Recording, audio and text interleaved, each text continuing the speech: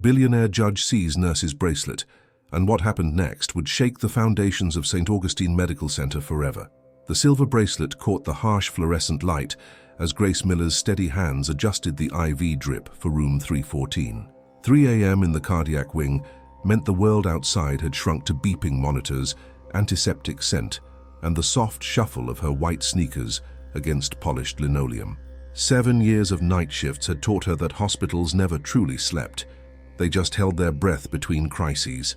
Grace paused at the nurse's station, her reflection ghosting across the dark windows overlooking Seattle's sleeping skyline. The bracelet, her only indulgence from the hospital's monthly charity bazaar, gleamed against her wrist. $25 she probably shouldn't have spent, but something about the delicate hummingbird engraving had spoken to her. The tiny bird seemed to hover in perpetual flight, frozen in silver, just like she felt most nights, suspended between one emergency and the next. "Another quiet one?" asked Maria Santos, the day shift supervisor arriving early, coffee steam curling around her tired smile. "Mrs. Patterson in 318 finally stabilized. Mr. Chen's numbers are looking better." Grace's voice carried the measured calm that patients found reassuring and doctors trusted implicitly. She'd earned that trust through competence, not charm, though her colleagues would say she possessed both in equal measure. The elevator chimed, an unusual sound at this hour. Emergency transports used the service elevators. Visitors weren't allowed after 10. Grace looked up from her charting as polished leather shoes stepped onto the unit. Expensive shoes that had never seen a hospital floor. They were followed by pressed charcoal slacks, a cashmere overcoat that probably cost more than Grace's monthly salary, and finally, a face she recognized from newspaper business sections. Alexander Hale moved through the cardiac wing like a man accustomed to deference, his presence commanding attention even in whispered conversations. Former federal judge, tech mogul, philanthropist, his biography read like a modern-day Midas story. But something about his carefully controlled posture suggested a man carrying invisible weight. "Mr. Harrison," the attending physician Dr. Kumar approached, using what was obviously a pseudonym. "Your evaluation suite is ready. The stress test equipment has been calibrated to your specifications." Grace's clinical instincts sharpened. VIP patients weren't unusual, but the tension radiating from this particular VIP felt different. His hands trembled slightly as he signed admission papers, not nervousness but something deeper. She'd seen enough cardiac patients to recognize the signs, the careful breathing, the way he favored his left arm, the pallor beneath his expensive tan. As Dr. Kumar guided him toward the private wing, Hale's step faltered. He was looking directly at Grace's wrist, his face draining of color with startling suddenness. The coffee cup slipped from his fingers, ceramic shattering against the floor, dark liquid spreading across white tiles like spilled secrets. "That bracelet," he whispered, his voice breaking the pre-dawn quiet. "Where did you get that bracelet?" Grace instinctively stepped back, her hand moving protectively to her wrist. It's from the charity bazaar." "Why?" Hale's eyes, she could see them clearly now, gray like storm clouds, fixed on the silver hummingbird with an intensity that made her skin crawl. "That was my wife's. That exact bracelet. The engraving. The date inside." His voice cracked. "Elise has been missing for 7 years." The cardiac wing fell silent, except for the steady rhythm of monitors. Maria had gone statue still, her coffee cup halfway to her lips. Dr. Kumar stepped forward, concern replacing professional courtesy. "Sir, perhaps we should get you settled. Stress can trigger—" "I'm not imagining this." Hale's voice gained strength, the authority that had once commanded courtrooms bleeding through his shock. "Turn it over. There's an engraving inside, a hummingbird, and the date 0621. Grace's heart hammered against her ribs. Slowly, she lifted her wrist, sliding the bracelet around until the inner surface caught the light. There, etched in delicate script, was exactly what he described, a tiny hummingbird in flight and the numbers 6221. "How could you know that?" she breathed. "Because I had it made for her." His words hung in the air like a diagnosis no one wanted to hear. "Our first anniversary. She wore it every day until—" He stopped, his composure cracking like ice under pressure, until she disappeared. The elevator chimed again, this time disgorging a small army of suits. Grace recognized the predatory stride of hospital administrators and legal teams, the kind of people who turned human moments into liability concerns. They moved with practiced efficiency, surrounding Hale like antibodies attacking an infection. Mr. Hale, the lead attorney, his nameplate read Klein, stepped forward with practiced sympathy. "We need to contain this situation, for everyone's protection." "That nurse stole from a charity bazaar?" Dr. Kumar's voice carried disbelief. "Nobody stole anything," Grace said, finding her voice. "I bought this bracelet fair and square, I have the receipt." But Klein was already producing documents, non-disclosure agreements spreading across the nurses' station like a paper plague. "We'll need that bracelet for forensic analysis. Chain of custody requirements, you understand?" "No." The word surprised Grace with its firmness. "This is my property. I'm not giving it to anyone without proper legal—" Ms. Miller, hospital CFO Damien Pike, materialized beside her, his smile as cold as his reputation. "Let's be reasonable. We're talking about a potential missing persons case. Surely you want to help find answers." Grace looked from Pike's calculating expression to Hale's haunted eyes to the growing crowd of suits and administrators. The bracelet felt suddenly heavy against her wrist, its weight carrying implications she couldn't begin to understand. "I want to help," she said carefully, "but I also want to understand what's really happening here." Hale's medical admission suddenly seemed less about cardiac evaluation and more about crisis management. The beeping monitors continued their steady rhythm, indifferent to the human drama unfolding around them. But Grace had learned to read between the lines of institutional behavior, and every instinct screamed that this story ran deeper than a missing bracelet and a missing wife. The silver hummingbird caught the light one more time, its wings frozen in eternal flight, just like the truth that seemed perpetually out of reach. The next 12 hours passed in a blur of whispered conversations and meaningful glances. Grace had been reassigned to the general medical floor, ostensibly for her own protection, but the message was clear. Stay away from Alexander Hale and his mysterious bracelet. But Grace Miller hadn't survived 7 years of night shifts by ignoring her instincts, and every fiber of her being insisted that something wasn't right about the official story. During her lunch break, she found herself in the hospital's medical library, a forgotten corner of the building where dust motes danced in afternoon sunlight. The computers here were older, less monitored, perfect for the kind of research that might raise eyebrows on the main network. Elise Hale missing yielded surprisingly few results. The initial news stories from 7 years ago painted a familiar picture. Successful woman disappears without a trace, extensive search, grief-stricken husband, eventual acceptance that some mysteries never get solved. But as Grace dug deeper, the narrative began to feel sanitized. The photos showed a woman with intelligent dark eyes and an easy smile, often captured at charity galas or art gallery openings. In every image, Elise wore the same silver bracelet, Grace's bracelet, the hummingbird catching camera flashes like a signature, but the articles themselves felt strangely lacking in detail, as if important information had been carefully scrubbed away. "Find what you're looking for." Grace spun around to find Maria Santos in the doorway, holding 2 cups of coffee and wearing an expression that mixed concern with curiosity. "I couldn't sleep," Grace admitted, accepting the coffee gratefully. "This whole thing with the bracelet, it doesn't add up." Maria settled into the chair beside her, glancing around the empty library before speaking. "You know, I've been working here 15 years, long enough to remember when this place was different." She paused, choosing her words carefully. "Before Pike took over as CFO, before everything became about image management and liability protection." "What are you saying?"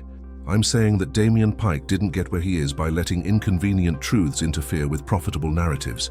Maria's voice dropped to barely above a whisper. "And Alexander Hale's donations keep this hospital's research wing running. The Hale Foundation funds everything from cardiac equipment to the memory care facility." Grace felt something cold settle in her stomach.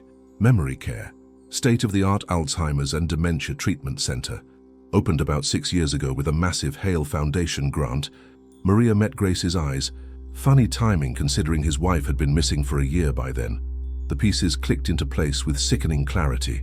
Grace's fingers trembled as she returned to the keyboard, this time searching for information about the memory care facility. The Elise Wing, named, according to the dedication plaque, "in memory of those whose light continues to shine even when their memories fade." Not missing. In memory of Maria. Grace's voice was barely a whisper. What if Elise Hale isn't missing? What if she's been here all along? Before Maria could respond, footsteps echoed in the library corridor. They sprang apart, trying to look casual, as Dr. Kumar appeared in the doorway. Grace, there you are. We need you back on the cardiac floor. Mr. Harrison is asking for you specifically. Grace and Maria exchanged glances. He asked for me? By name? Well, he asked for the nurse with the bracelet. Pike wasn't thrilled, but, well, VIP patients get what VIP patients want. Dr. Kumar's expression suggested he wasn't entirely comfortable with the arrangement either. The walk back to the cardiac wing felt like a death march. Grace's mind raced through possibilities, each more disturbing than the last. If Elise Hale was alive, why would her husband let the world believe she was missing? And what did that mean for Grace, who now possessed the only physical evidence linking them? She found Alexander Hale in the private suite sitting area, looking out at the Seattle skyline through floor-to-ceiling windows. He changed from his expensive overcoat into standard hospital garb, but somehow still managed to project authority. When he turned to face her, she saw that his earlier shock had crystallized into something harder. Determination, maybe, or resignation. Ms. Miller, thank you for coming. Mr. Hale, she kept her voice professionally neutral, though her heart hammered against her ribs. How are you feeling? Like a man who's been carrying a secret that's slowly killing him. His honesty was startling. Sit, please. We need to talk. Grace remained standing, her nursing training kicking in. Keep mobile. Maintain escape routes. Trust your instincts. About the bracelet? About everything. He gestured to the chairs, his movement revealing a slight tremor in his hands. About truth and lies, and the prices we pay for both. I'm not sure what you want from me. I want you to understand that nothing is as simple as it appears. His grey eyes held hers with uncomfortable intensity. 7 years ago, my wife began forgetting things. Small things at first. Where she put her keys. The names of longtime friends. Then bigger things, our anniversary. How to get home from the grocery store, how to recognize my face. Grace felt her clinical objectivity wavering. She'd worked with dementia patients, knew the devastating progression of the disease. But that didn't explain the missing persons reports, the charity bazaar, the bracelet's journey from a billionaire's wife to a night shift nurse's wrist. Early onset Alzheimer's, Hale continued, his voice steady but strained. Aggressive, brutal. She was 53 years old at the height of her career, and suddenly she couldn't remember our daughter's name. I'm sorry for your loss, Grace said automatically, but that's just it. Hale's smile was bitter. She's not lost, not dead. Not missing, despite what the world believes. He leaned forward, his voice dropping to barely above a whisper. She's in the Elise wing, living under an assumed name, receiving the best care money can buy.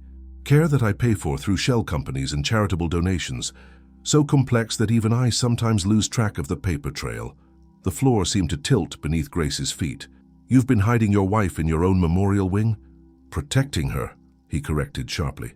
From photographers who would turn her condition into tabloid entertainment, from business rivals who would use her vulnerability as leverage, from a world that sees cognitive decline as weakness rather than illness. Grace stared at him, trying to process the implications. The bracelet fell off during one of her confused episodes. The staff found it and, following protocol for unidentified valuables, donated it to the charity bazaar. His voice cracked slightly. When I saw it on your wrist, it was like seeing a ghost. 7 years of carefully constructed fiction crumbling in an instant. The monitors in the adjacent room continued their steady beeping, a mechanical heartbeat underlying the human drama.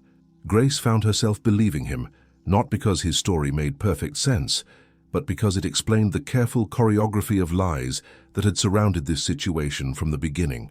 Why are you telling me this? Because Pike and Klein want to use this as leverage.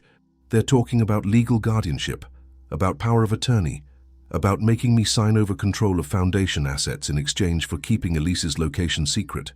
His hands clenched into fists. They've turned my love into their weapon. Grace looked down at the silver bracelet, its hummingbird wings catching the afternoon light. Such a small thing to carry such enormous weight. What do you want from me? I want you to help me figure out how to tell the truth without destroying the one person I've spent 7 years trying to protect. That evening, Grace found herself walking through the hospital corridors with a sense of purpose she hadn't felt in years. The conversation with Hale had shifted something fundamental in her understanding, not just of the situation, but of herself. For 7 years, she'd been content to work her shifts, collect her paychecks, and avoid the messy complications of institutional politics. But the bracelet on her wrist felt like a call to action she couldn't ignore. The Elise wing occupied the entire 4th floor of the hospital's newest building, accessible only by key card and staffed by specialists in memory care. Grace had walked past its frosted glass doors countless times without giving them much thought. Tonight they felt like the entrance to a secret world.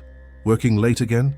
Dr. Sarah Chen, the wing's head of neurology, looked up from her charts as Grace approached the nurses' station. Couldn't sleep. Mind if I ask you something? Dr. Chen smiled. Ask away. Patient confidentiality aside, are you happy with the protocols here? The way patients are treated? It was a carefully neutral question, but Dr. Chen's expression grew thoughtful. It's complicated. We have resources most memory care facilities can only dream of. State-of-the-art equipment, individualized treatment plans, staff ratios that actually allow for personal attention. But, she paused, choosing her words carefully. But sometimes I feel like we're treating symptoms while ignoring the human beings experiencing them. There's so much focus on privacy and security that families get shut out. Patients become isolated. It starts to feel less like care and more like, she trailed off, like hiding. Dr. Chen met Grace's eyes. I didn't say that, but you thought it. A long pause stretched between them, filled with the soft sounds of the ward settling into evening routines. Finally, Dr. Chen spoke again. There's a patient here, Eileen Hart, admitted about 6 years ago under unusual circumstances. No family visits, no personal belongings. All bills paid through a medical trust. She glanced around to ensure they were alone. She has a small tattoo on her shoulder, a hummingbird. Always tries to cover it with makeup like she's ashamed of it. Grace's pulse quickened. What's her condition? Early onset Alzheimer's, but she has good days. Moments of clarity where she seems to remember who she was before the disease took hold. On those days, she asks about her husband, asks if he's coming to visit. We tell her he'll be here soon. Dr. Chen's voice grew soft. We've been telling her that for 6 years. The weight of revelation settled over Grace like a physical thing. Elise Hale, reduced to a pseudonym and a covered tattoo, living in limbo, while the world mourned her disappearance. It was protection, as Hale claimed, but it was also a kind of cruelty, one born of love but cruelty nonetheless. Would it be possible to see her file? Dr. Chen shook her head. You know I can't do that. But, she glanced at her watch. I'm going off duty in 20 minutes. Sometimes files get left out accidentally. Sometimes people walk by and notice things. Grace understood. In the complex ecosystem of hospital politics, there were ways to share information without officially sharing it. Dr. Chen gathered her things and headed toward the elevators, leaving her computer terminal logged in and a particular file folder prominently displayed on her desk. Alone in the neurology wing, Grace opened Eileen Hart's medical record. The photograph showed a woman whose beauty had been ravaged by illness and medication, but the bone structure was unmistakable. This was Elise Hale, artist, philanthropist, missing person. The medical history painted a heartbreaking picture, a brilliant woman watching her own mind fragment, her identity dissolving piece by piece. But it was the personal notes that broke Grace's heart. Patient continues to ask about Alex, becomes agitated when told no visitors are scheduled, recommend increasing anxiety medication, and later, patient found attempting to remove tattoo with soap and water, suggest covering with concealer to reduce distress. Grace closed the file, her hands shaking. She understood now why Hale had constructed such an elaborate fiction. In his mind, he was protecting his wife from the world's judgment, preserving her dignity by hiding her decline. But in reality, he'd trapped her in a kind of purgatory, neither truly missing nor truly alive, existing in the liminal space between truth and lie. The elevator chimed, and Grace looked up to see Damien Pike stepping onto the ward. His presence at this hour was unusual enough to set off alarm bells in her mind. Ms. Miller, burning the midnight oil, I see. His smile was professionally warm, but didn't reach his eyes. I hope you're finding the general medical floor to your liking. It's fine, thank you. Good, I understand you've been asking questions about our memory care protocols. Admirable curiosity. though I hope you understand that patient confidentiality is paramount in our specialized units." There was a warning in his words, delivered with corporate politeness but unmistakably clear. Grace straightened her shoulders. "Of course. I take patient privacy very seriously." "I'm sure you do. Still, I think it might be best if you focused on your assigned duties for the time being. The cardiac wing will be needing you bright and early tomorrow. Mr. Harrison has specifically requested your care team for his continued evaluation." Pike's emphasis on the pseudonym was deliberate, a reminder that official fictions needed to be maintained. Grace nodded, playing her part in the carefully choreographed dance of institutional discretion. "Of course. Is there anything specific I should know about his condition?" "Just that he values his privacy above all else, as do we." Pike's smile grew sharper. "I trust we understand each other." After Pike left, Grace remained in the neurology wing, processing the implications of what she'd learned.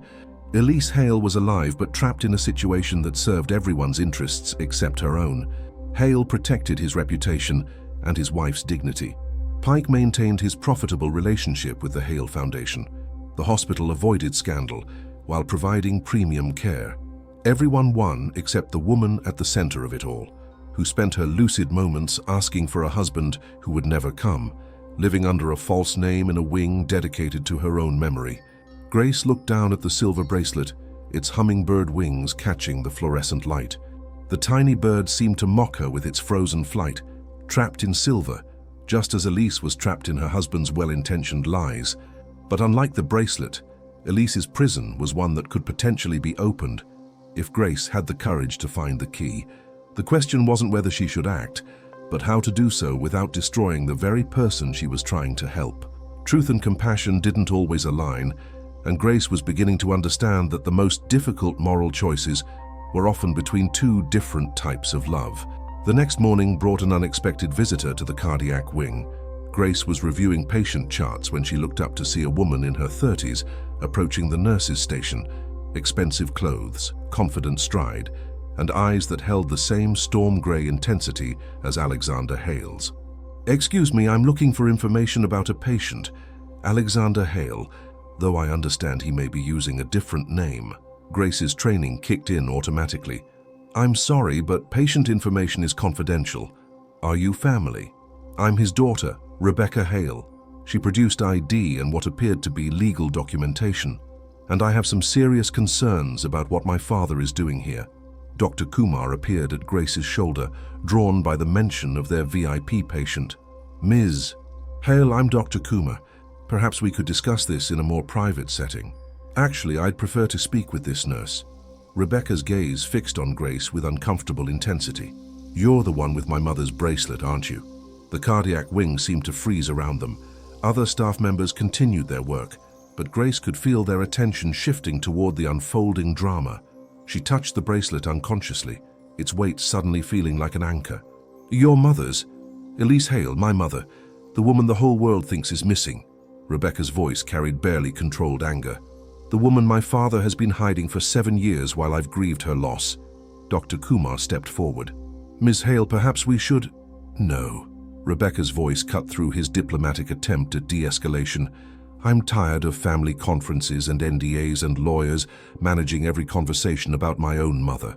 I want to know what this nurse knows, and I want to know now." Grace felt the ground shifting beneath her feet. Another player in the game, another perspective on the carefully constructed narrative she'd been trying to understand. "I know your father is a patient here. Beyond that, I'm not sure what I can tell you. Can you tell me if you've seen her? My mother, a woman who looks like me but older, probably confused, maybe going by a different name." The direct question hung in the air like a challenge.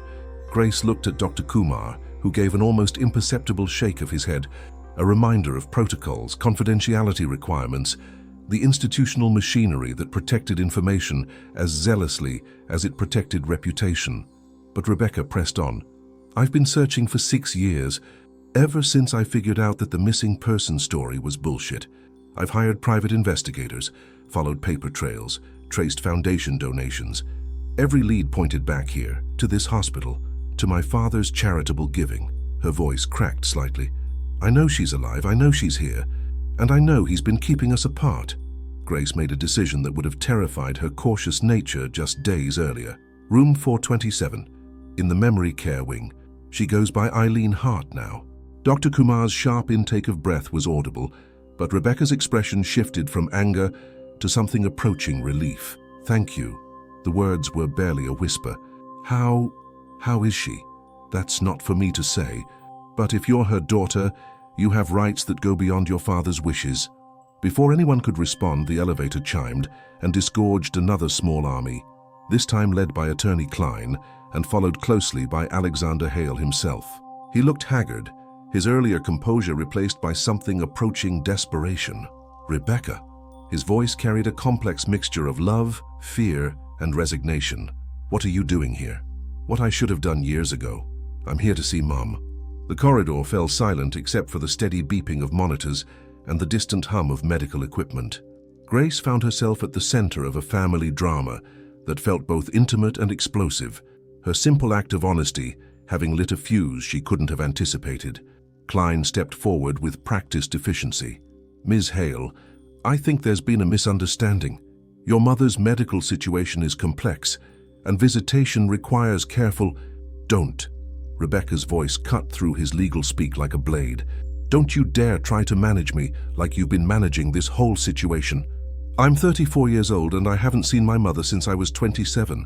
I've grieved her, mourned her, and accepted that she was gone.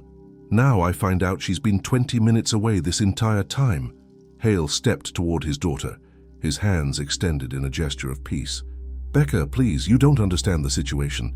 The disease, the media attention, I understand that you made a choice. You chose to protect her from the world, but you also chose to protect the world from her, including me." Rebecca's eyes filled with tears, including her own daughter. Grace watched the exchange with growing understanding. This wasn't just about medical privacy or institutional protocols. This was about the different ways people processed love and loss, about the choices families made when confronted with devastating illness. Hale had chosen secrecy as protection. Rebecca had been denied the choice entirely. "Your mother doesn't always recognize people," Hale said quietly. "The disease has progressed significantly. Some days, she doesn't even recognize me." "But some days she does?" Rebecca asked. A long pause. "Some days she does. Then those are the days I want to be with her, the days when she remembers being loved." Rebecca straightened her shoulders with a gesture that mirrored her father's courtroom bearing. "I want to see her. Today, right now." Klein started to object, but Hale raised a hand to stop him. For the first time since Grace had met him, the powerful man looked truly vulnerable. Not the calculated vulnerability of someone managing a crisis, but the raw exposure of a parent confronting the consequences of choices made in love and fear. "If that's what you want," he said finally. "It's what I've wanted for 7 years. It's what she probably wants too when she's lucid enough to want anything." Grace felt something shift in the hospital corridor, as if the careful balance of secrets and lies was finally beginning to tip toward truth. The bracelet on her wrist caught the light, its hummingbird wings no longer seeming frozen but poised for flight. The real question now was whether the truth would set them free or destroy them all. The walk to the Elise wing felt like a funeral procession in reverse. Instead of laying someone to rest, they were potentially awakening a relationship that had been buried alive. Grace accompanied the family group, her official role unclear, but her presence somehow essential. Dr. Kumar had insisted on joining them for medical supervision, while Klein trailed behind like a reluctant guardian angel, clearly uncomfortable with the breakdown of his carefully managed narrative. The memory care wing maintained an atmosphere of engineered calm, soft lighting, muted colors, classical music playing at barely audible levels. It was designed to soothe agitated minds, but today it felt oppressive, as if the very air was holding its breath. "She's usually most alert in the afternoon," Dr. Chen explained, as they approached room 427. "But Alzheimer's is unpredictable. Some days she's completely present, remembers details from decades past. Other days—" She left the sentence hanging. Alexander Hale stopped outside the door, his hand trembling as he reached for the handle. "Maybe this isn't the right time. Maybe we should prepare her somehow, let her know—" "Dad." Rebecca's voice was gentle but firm. "She's my mother. I'm not going to let fear keep me from her anymore." Grace found herself thinking of the medical notes she'd read, the woman inside who asked about Alex during her lucid moments, who tried to scrub away her hummingbird tattoo because it reminded her of something she couldn't quite grasp. How many visitors had Elise expected who never came? How many promises had been broken in the name of protection? The door opened to reveal a woman sitting by the window, her dark hair now streaked with premature silver, her once vibrant features softened by medication and illness. But when she looked up at the sound of voices, her eyes held a spark of recognition that made Grace's breath catch. "Alex?" Elise's voice was uncertain, hope and confusion warring in the single syllable. Then her gaze shifted to Rebecca, and something profound happened to her expression. Not the blank confusion Grace had expected, but a deep, primal recognition that seemed to bypass conscious memory entirely. "Rebecca," she whispered, and the name came out like a prayer. Rebecca crossed the room in 3 quick steps and knelt beside her mother's chair, tears streaming down her face. "Hi, Mom. I've missed you so much."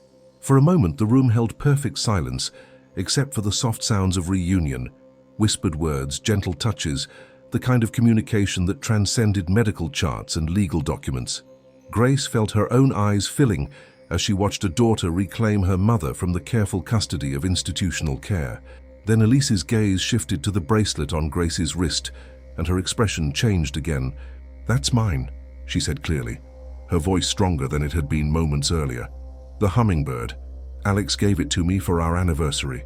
Alexander Hale stepped forward, his composure finally cracking completely. "Yes, love. It was yours. We thought it was lost." "I kept losing things," Elise said, her clarity heartbreaking in its temporary nature. "My keys, my words, my way home. I was afraid I'd lose this too, so I took it off. I put it somewhere safe." She looked around the sterile room with growing agitation. "But I can't remember where safe is anymore." Grace slowly removed the bracelet, her hands steady despite the magnitude of the moment. "It found its way back to you," she said, gently fastening it around Elise's wrist. "Sometimes things come home when we need them most." Elise touched the silver hummingbird with wonder, as if greeting an old friend. "It's beautiful. Alex says hummingbirds represent joy that transcends earthly troubles." She looked up at her husband, with eyes that held 7 years' worth of love and loss. "Have I been having earthly troubles?" The question hung in the air like a challenge to everything that had been built around her condition. Not "am I sick" or "what's wrong with me," but an acknowledgement that something had been troubling her, something that her family and caregivers had been trying to manage on her behalf. "Yes," Hale said simply. "We all have." Rebecca took her mother's other hand. "But we're going to face them together now, all of us." Dr. Chen stepped forward gently. "Elise, do you remember Rebecca?" "My daughter." The certainty in Elise's voice was remarkable. "She has her father's stubbornness and my artistic eye. She's probably furious with us about something." A ghost of a smile crossed her face. "She gets that from me too." "I was furious," Rebecca admitted, "but I'm here now. That's what matters." Grace watched the family reunion with professional appreciation for the medical miracle it represented, a moment of clarity in the fog of degenerative disease, a window of connection that might close again at any moment. But she also saw it as something more, a reminder that love didn't require perfect memory or cognitive function, that relationships could survive even the most devastating illnesses if given the chance. Klein cleared his throat softly. "Mr. Hale, we should discuss the legal implications of this development, the guardianship arrangements, the privacy protocols, later." Hale's voice carried the authority that had once commanded courtrooms. "Right now, I'm having a conversation with my wife and daughter. Everything else can wait." For the first time in days, Grace felt something approaching hope. The truth was messy and complicated, and far from the neat narrative that institutions preferred, but it was also healing. Elise might not remember this moment tomorrow, but Rebecca would, Hale would, and sometimes that was enough. The silver bracelet caught the afternoon light streaming through the window, its hummingbird wings no longer frozen, but seeming to pulse with life. Grace realized that her role in this story was far from over. In fact, it might just be beginning. Because tomorrow would bring new challenges, and the carefully constructed world of medical privacy and institutional control wouldn't give up its secrets without a fight. The fragile peace of the hospital room shattered 12 hours later when Grace arrived for her night shift to find the cardiac wing buzzing with crisis energy. Emergency lights cast harsh shadows down corridors, that should have been settling into evening calm, and the kind of hushed urgency that accompanied institutional disasters hung in the air like antiseptic fog. "Grace, thank God!" Maria Santos intercepted her at the elevators, face tight with concern. "They've moved Hale to intensive monitoring, cardiac episode around 6 p.m., right after his daughter left." Grace's stomach dropped. "How bad?" "Stable now, but..." Maria glanced around to ensure they weren't overheard. "Pike's called an emergency board meeting. There's talk about transferring Hale to another facility, citing his complex medical and legal circumstances. And there's more. They're reviewing the entire memory care program for security vulnerabilities." The implications hit Grace like cold water. Pike wasn't just managing a medical crisis, he was orchestrating a cover-up. Move the patient, scatter the family, lock down the evidence, and return to the profitable status quo that had served the hospital so well for 6 years. She found Alexander Hale in the cardiac ICU, connected to monitors that painted his vital signs in glowing green lines across dark screens. He looked older than his 62 years, the afternoon's emotional reunion having taken a visible toll on his system, but his eyes were alert when she approached his bedside. "Ms. Miller." His voice was hoarse but determined. "I was hoping you'd come.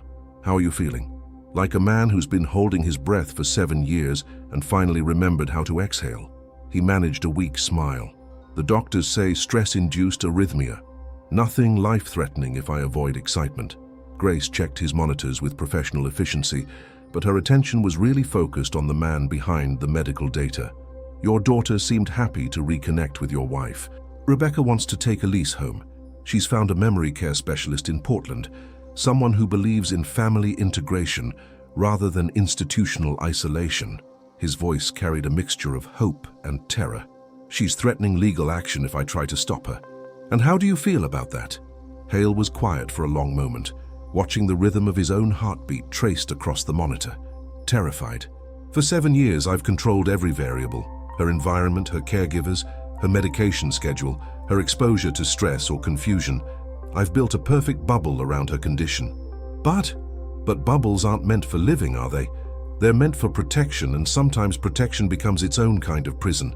He looked directly at Grace. "You gave my daughter something I couldn't. Permission to see her mother as she is, rather than as I was afraid she might become." Grace felt the weight of responsibility settling on her shoulders. "Mr. Hale, there's something you need to know. Pike and the legal team, they're not just protecting patient privacy anymore. They're protecting their own interests. The foundation money, the research grants, the hospital's reputation." "I know." His admission was quiet but unsurprising. "I've known for years that my grief was profitable for them, but I was too focused on managing Elise's condition to see how they were managing me." Before Grace could respond, the ICU doors swung open to admit Pike himself, flanked by Klein and a woman Grace didn't recognize. Expensive suit, predatory smile, the kind of corporate lawyer who specialized in making problems disappear. "Alexander, I'm so sorry to disturb your rest." Pike's concern seemed genuine, which somehow made it more sinister. "But we have some urgent matters to discuss. Your medical episode this afternoon has raised serious concerns about your ability to make sound decisions regarding Elise's care." The new lawyer stepped forward. "Mr. Hale, I'm Patricia Steinberg from Morrison & Associates. The hospital has retained our services to help navigate the complex legal issues surrounding your wife's situation." Grace felt the institutional machinery grinding into motion around them, lawyers and administrators and financial interests aligning to maintain their carefully constructed narrative. But she also noticed something else. Hale's vital signs on the monitor were growing stronger, not weaker. The man who had seemed frail and vulnerable was finding his strength in the face of direct challenge. "Ms. Steinberg," Hale's voice carried echoes of his judicial authority, "I appreciate the hospital's concern, but I haven't requested legal representation.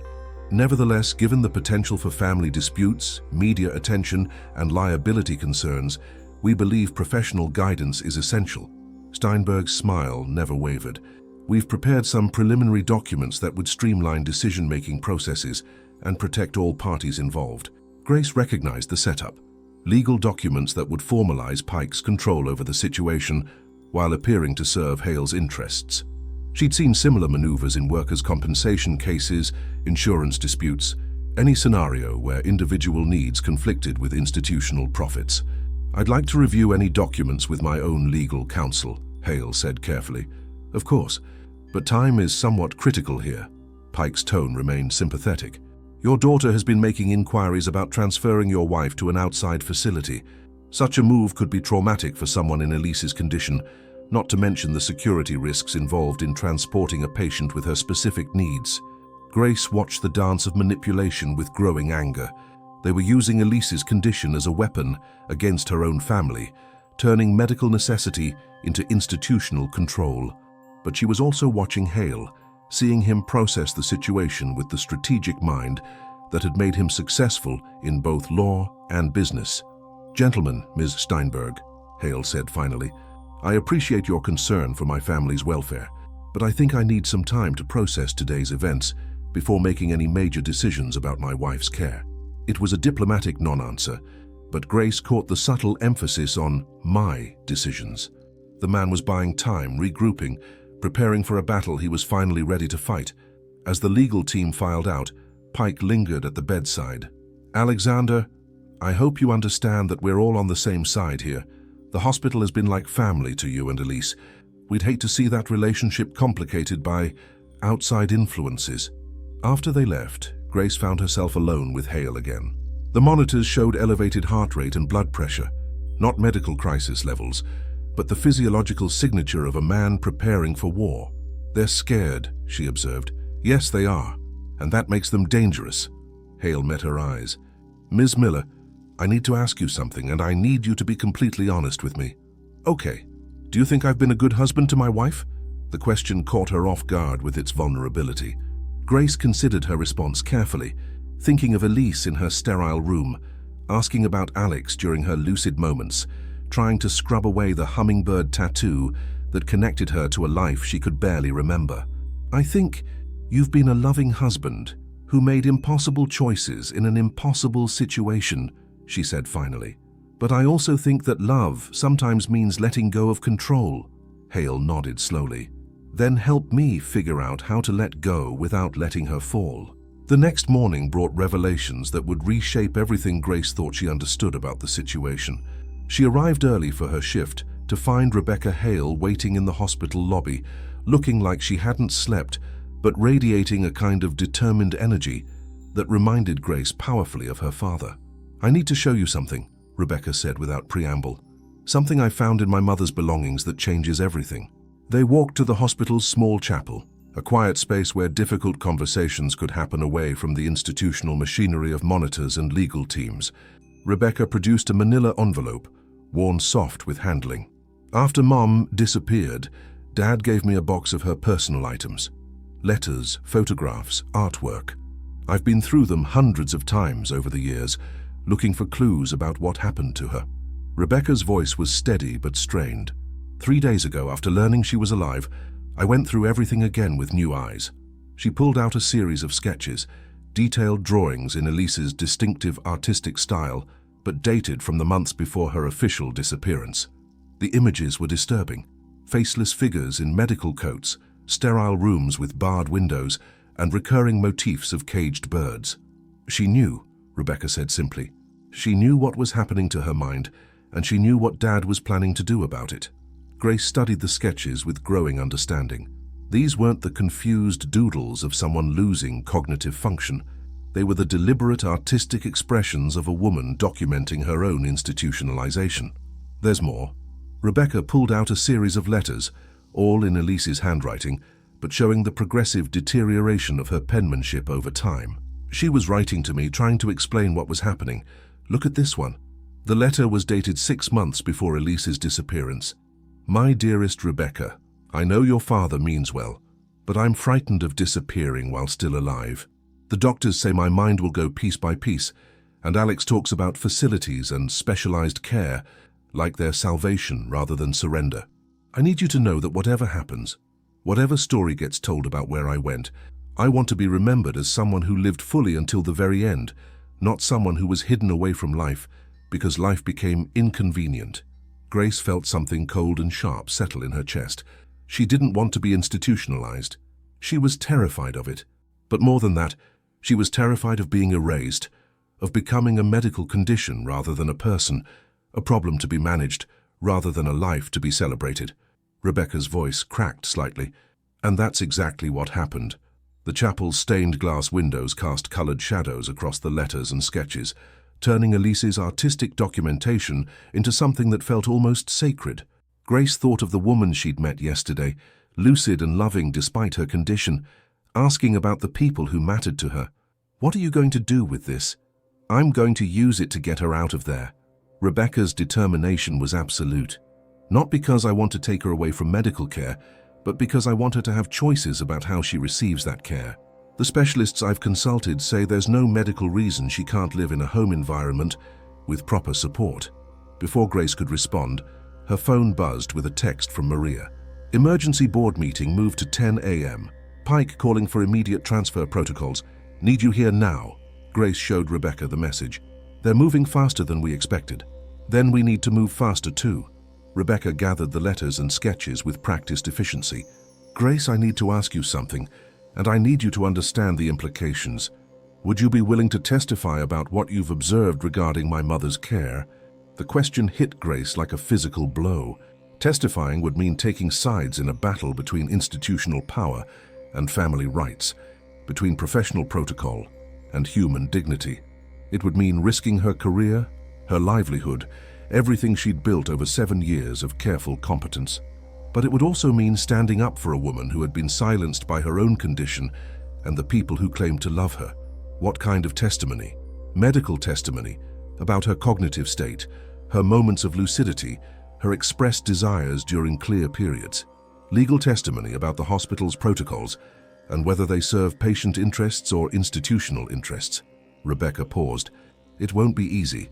Pike and his team will paint you as an opportunistic troublemaker who violated patient confidentiality for personal gain." Grace thought of Elise yesterday, touching the hummingbird bracelet with wonder, recognizing her daughter despite months of separation, asking about Alex with the kind of love that transcended memory loss. She thought of the sterile room, the covered tattoo, the 6 years of promises that Alex would visit soon. "I'll do it," she said. "Are you sure? Because once we start this process, there's no going back. The hospital will fight this with everything they have, and they have a lot." Grace stood up, her decision crystallizing into action. "Your mother spent 6 years asking for visitors who never came. She deserves to have someone finally answer her call." As they left the chapel, Grace felt the weight of the silver bracelet on her wrist.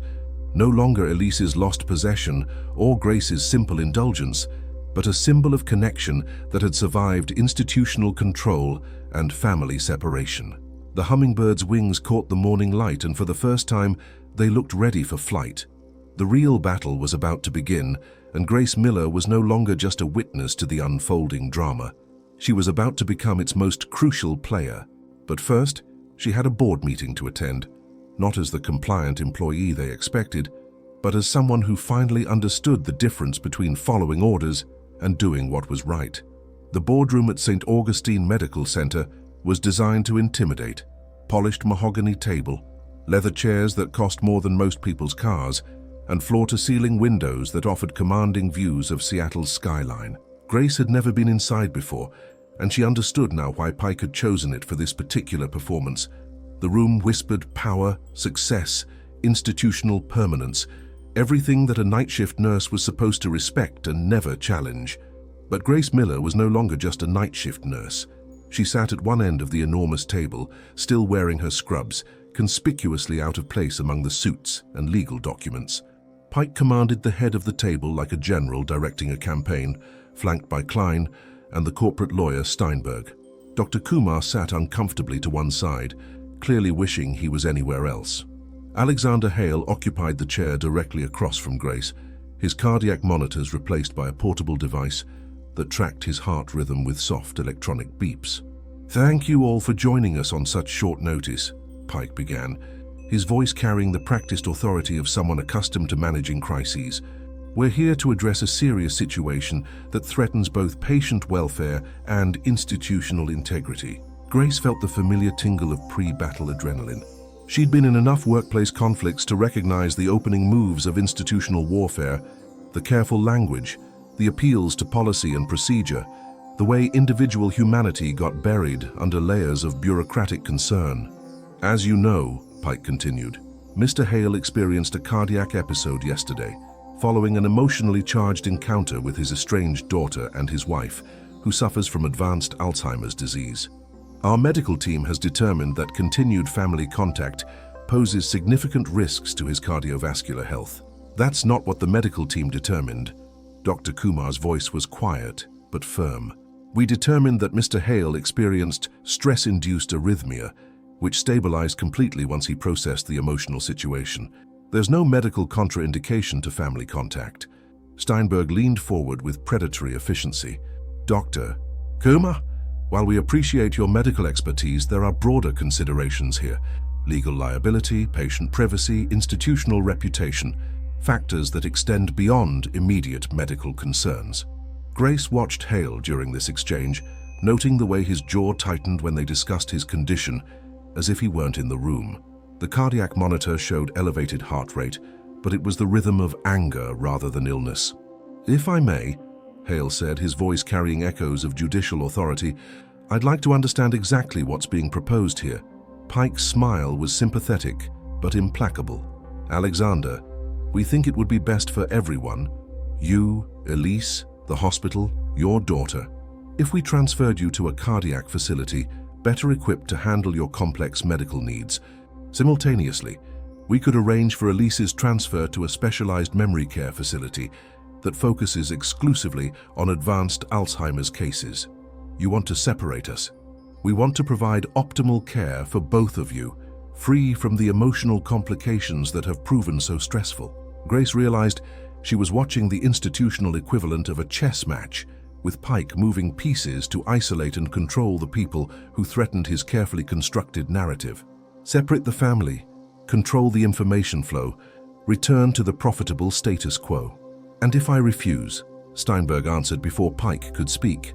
Mr. Hale, given your recent cardiac episode and the complex legal issues surrounding your wife's care, we're prepared to seek emergency guardianship if necessary, not out of malice but out of genuine concern for your welfare. The threat hung in the air like poison gas. Grace felt her anger shift into something harder, more focused. They were threatening to declare him incompetent so they could maintain control of his wife, and by extension, his considerable financial contributions to the hospital. May I ask a question? Grace's voice cut through the tension with surprising clarity. Pike's expression shifted to barely concealed irritation. Ms. Miller, while we appreciate your involvement in this situation, I'm not sure your input is necessary at this level of discussion. I think it is. Hale's support was unexpected but decisive. Ms. Miller has observed my wife's condition more objectively than anyone else in this room. Her perspective is valuable. Grace stood up, her movement drawing attention from everyone at the table. Mr. Pike, you keep talking about protecting Mrs. Hale from emotional stress, but has anyone asked her what she wants? She has Alzheimer's disease, Steinberg said dismissively. Her capacity for decision-making is severely compromised. Her capacity fluctuates, Grace corrected. I've observed her during periods of complete lucidity, when she recognizes family members, expresses clear preferences, and demonstrates emotional awareness. During those periods, she consistently asks about her husband and expresses confusion about why he doesn't visit. Pike's professional mask began to slip. Ms. Miller, you're a nurse, not a neurologist. You're not qualified to assess cognitive function, but I'm qualified to observe patient behavior and advocate for patient welfare. And what I've observed is a woman who's been isolated from her family based on decisions made without her input or consent. Dr. Kumar cleared his throat. Actually, Grace has a point. The medical literature increasingly supports family integration in Alzheimer's care, especially for patients who retain periods of lucidity. Grace felt momentum building in her favor, but she also saw Pike calculating his next move. The man hadn't built his career by accepting challenges to his authority, and his expression suggested he was preparing to play his strongest card. Ms. Miller, Pike's voice grew cold. I should point out that your involvement in this situation has already crossed several professional boundaries. Your unauthorized access to patient files, your discussions of confidential medical information, your apparent coordination with family members. These are serious violations of hospital policy. The threat was clear. Back down or face the consequences. Grace felt the weight of 7 years' worth of careful professional behavior, the security of her paycheck, the quiet life she'd built for herself in the margins of institutional power. But she also felt the weight of the silver bracelet on her wrist, and she thought of Elise Hale asking about Alex during her lucid moments, trying to scrub away the hummingbird tattoo that connected her to a love she could barely remember. "Mr. Pike," Grace said quietly, "sometimes professional boundaries need to be crossed to protect the people we're supposed to serve." The boardroom fell silent except for the soft beeping of Hale's cardiac monitor. Grace had made her choice, and everyone in the room understood that the careful balance of power was about to shift dramatically. The silence stretched for exactly 17 seconds. Grace counted them on the cardiac monitor's display, watching Alexander Hale's heart rate climb as he processed what she'd just said. Then he did something that caught everyone off guard. He laughed. Not the bitter laughter of a man facing defeat, but the genuine amusement of someone recognizing irony. "You know what's fascinating about this conversation?" he said, looking around the polished boardroom. "For 7 years, I've been so afraid of losing control of my wife's care that I never stopped to ask whether my control was actually serving her needs." Pike's expression grew wary. "Alexander, you're under considerable stress. Perhaps we should—" "I'm under considerable clarity," Hale interrupted, his voice gaining strength. "Ms. Miller just asked a question that none of us, not me, not you, not the medical team, not the lawyers, bothered to ask. What does Elise want?" He stood up, the cardiac monitor cord stretching as he moved to the windows overlooking the hospital complex. Grace could see the memory care wing from here, a gleaming testament to modern medical architecture and the kind of institutional thinking that prioritized management over humanity. "I told myself I was protecting her from media attention, from public scrutiny, from the indignity of having her condition turned into tabloid entertainment." Hale's voice was steady, but weighted with 7 years of accumulated regret. "But really, I was protecting myself from having to watch her disappear piece by piece." Rebecca Hale chose that moment to walk into the boardroom, carrying her manila envelope and wearing an expression that suggested she'd been listening outside the door. Pike started to object to her presence, but Hale waved him silent. "Dad," Rebecca said simply, "I have something you need to see." She placed the sketches and letters on the conference table, spreading them out like evidence in a trial. The artistic documentation of Elise's fears, her understanding of what was happening to her, her explicit requests not to be hidden away from life. Pike leaned forward to examine the materials, his face going pale as he recognized their implications. "Where did you get these?" "From my mother's personal effects. The ones you all assumed were just the confused scribbles of someone losing her mind." Rebecca's voice carried a prosecutor's precision. "Except they're not confused at all.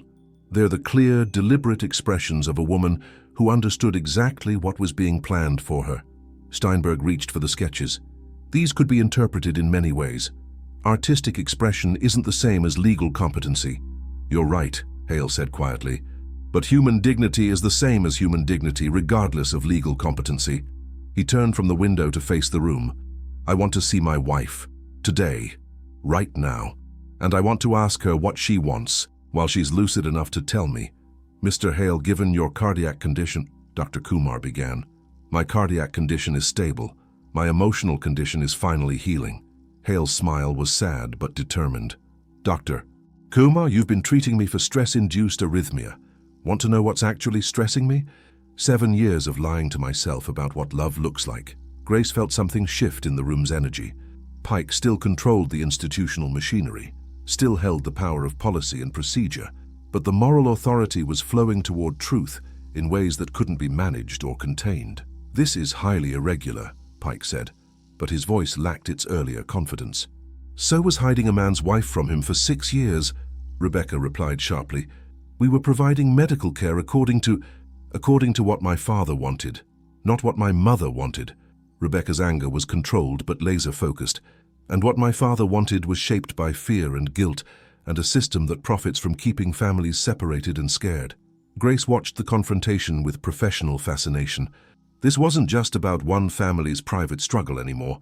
It was about the broader question of who got to make decisions about life and dignity and love when cognitive illness entered the picture. Hale moved toward the door. I'm going to see my wife now. Anyone who wants to stop me is welcome to try, but I should point out that I'm still legally her husband and her medical power of attorney, regardless of what institutional preferences might suggest. Pike stepped forward. Alexander, if you insist on this course of action, the hospital cannot be responsible for the consequences. Good. I've spent too many years asking institutions to be responsible for consequences that were mine to bear. Hale paused at the door. Ms. Miller, would you accompany us? I think my wife would appreciate seeing the person who brought her bracelet home. Grace looked around the boardroom one final time, taking in Pike's frustrated authority, Steinberg's legal calculations, Dr. Kumar's conflicted professionalism. Then she stood up and walked toward the door. Ms. Miller, Pike's voice carried final warning, if you leave this room to participate in what I can only describe as a violation of established protocols, there will be consequences for your employment here. Grace paused, her hand on the door handle. 7 years of night shifts, careful compliance, institutional loyalty. A stable paycheck, predictable routines, the safety of staying within established boundaries. Then she thought of Elise Hale, asking about Alex during her lucid moments, asking for connection, for love, for the simple dignity of being included in decisions about her own life. Mr. Pike, Grace said, some things are more important than employment. She walked out of the boardroom, her white sneakers squeaking against polished floors, the silver bracelet catching afternoon light as she headed toward a confrontation that would change everything. Behind her, she heard Rebecca's voice. Dad, I'm proud of you. And Alexander Hale's response, I'm proud of us all. The real reckoning was about to begin. The walk to room 427 felt different this time, not like a funeral procession, but like a homecoming. Alexander Hale moved with the purposeful stride of a man who had finally stopped running from the hardest conversation of his life. Rebecca walked beside him, one hand on his arm for support, the other clutching the manila envelope that had catalyzed this moment of truth. Grace trailed slightly behind, hyper-aware of the institutional weight shifting around them. Pike and his legal team would be regrouping, planning damage control, calculating how to minimize the disruption to their carefully managed narrative. But for now, in this corridor, human need was outweighing institutional control. Dr. Chen met them at the memory care wing entrance, her expression mixing professional concern with something that looked like relief. She's having a good day, she said simply. Very alert, asking about visitors. Has she been asking for Alex? Rebecca inquired. Every day for 6 years. We've been telling her he'll be here soon. Dr. Chen looked directly at Hale. I'm glad we can finally tell her the truth. Room 427 felt different in afternoon light, less like a medical facility and more like a space where people lived, however temporarily. Elise sat by the window again, but this time she was wearing the silver bracelet Grace had returned to her yesterday. She looked up as they entered, and her face transformed with recognition and joy. Alex, she said, and the single word carried the weight of 7 years of separation. I was hoping you'd come today. Grace watched Hale's careful composure crumble as he crossed to his wife, kneeling beside her chair the way Rebecca had done yesterday. I'm here, love. I'm sorry it took me so long. Were you traveling? I couldn't remember if you were traveling for work. Elise's question was asked with the kind of practical concern that transcended cognitive illness. A wife checking on her husband's schedule, wanting to understand his absence without judgment. I was lost, Hale said simply. But Rebecca helped me find my way back. Elise looked at her daughter with clear recognition. Rebecca, you're angry with us about something. It wasn't a question but an observation, delivered with the kind of maternal insight that survived even advanced dementia. I was angry, Mom, but I'm not anymore. I'm just glad to be here with you. Grace positioned herself near the window, wanting to give the family space while remaining available if needed. She found herself studying Elise's face, looking for signs of the confusion and agitation that Pike had cited as reasons for limiting family contact. Instead, she saw a woman who was fully present in the moment, engaging with her loved ones with clarity and warmth. I like your bracelet, Grace said softly. The hummingbird is beautiful. Elise touched the silver bird with obvious pleasure. Alex gave it to me for our anniversary. He says hummingbirds represent resilience, the ability to find joy even when life requires constant motion. She looked at her husband. I've been having trouble with motion lately. Sometimes I can't remember how to get from one thought to the next. The honesty was heartbreaking in its simplicity. Not denial of her condition, not confusion about her circumstances, but clear acknowledgement of her cognitive challenges delivered without self-pity or despair. "But you remember us," Rebecca said. "I remember love," Elise replied. "Even when I can't remember names or dates or where I put things, love has a different kind of memory. It lives in the body, in the heart. It doesn't need the brain to translate it." Hale took her hand, his eyes filling with tears. "Elise, I need to tell you something. About where you've been living, about the decisions I made when you first got sick. You were scared," she said gently. "I could see it in your eyes, even when I was having trouble seeing everything else clearly. You were scared that I would disappear completely, and you wanted to build walls around me to keep me safe. I was wrong. The walls kept you safe from the world, but they also kept you from living in it." Elise was quiet for a moment, processing his words with the careful attention of someone who had learned to make the most of her periods of clarity. "What would living in it look like now? I don't know yet, but I know it would look like choices. Your choices when you're able to make them. Our choices when you need us to help." Grace felt tears threatening her professional composure as she watched the conversation unfold. This wasn't the confused, agitated patient Pike had described, requiring isolation and institutional control. This was a woman having an intelligent, nuanced discussion about her own life with the people who loved her. Rebecca leaned forward. "Mum, I've been researching specialists who work with Alzheimer's patients in home environments. With proper support, there's no medical reason you couldn't live with family, have visitors, make choices about your daily routine." "That sounds lovely," Elise said, "but also frightening. What if I have bad days? What if I become someone you don't recognize?" "Then we'll love you through the bad days," Hale said, "and we'll remember for you when you can't remember for yourself, but we'll do it together as a family, not hidden away like something shameful." Elise touched the hummingbird bracelet again, its silver wings catching the late afternoon light. "This little bird has been on quite a journey, hasn't it? Lost, found, returned home. Maybe that's what we're all doing, finding our way back to where we belong."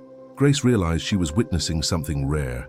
Not just a family reunion, but a family choosing truth over protection, love over fear, messy humanity over institutional efficiency.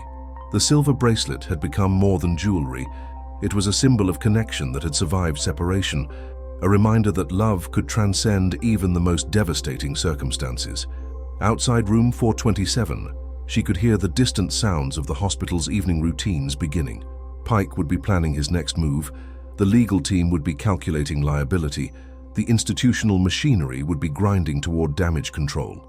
But inside this room, a family was choosing to face whatever came next together. And sometimes, Grace thought, that was the most revolutionary act of all. The hummingbird's wings gleamed in the fading light, no longer frozen in silver, but somehow alive with possibility, ready for whatever flight came next.